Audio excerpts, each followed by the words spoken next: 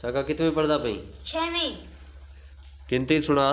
1 2 3 4 4 6 7 ठीक है। 18 19 20 24 24 24 30 35 35 35 40 44 44 44 50 50 60 70 80 90 100।